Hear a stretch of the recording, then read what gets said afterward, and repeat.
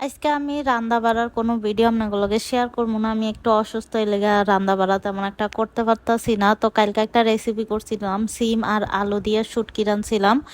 ওইটাই আসিল, ওই তরকারি দিয়ে প্রথমে আমি ভাত খাইয়ে নিতেছি। ভাই বিশ্বাস করেন এটা এত মজা হয়েছে, আমার আর কোনো তরকারিরই দরকার ছিল না, শুধু এটা দিয়েই খাইয়ে লাইতে পারতাম।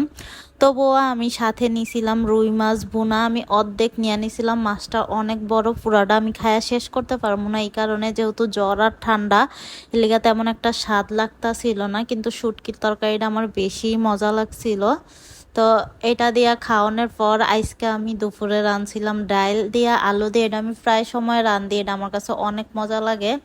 আজকে আমি টমেটো দেই নাই, কিন্তু মাঝে মাঝে আমি টমেটো সাথে দেই, টমেটো দিলে আরেকটু মজা লাগে। তো আমি এখানে ভালো কইরা মরিচ ডইলা নিতে আসছি, যেহেতু জ্বর ঠান্ডা মরিচ ঝাল ঝাল খাইলে একটু রুচি লাগবো, এই কারণে।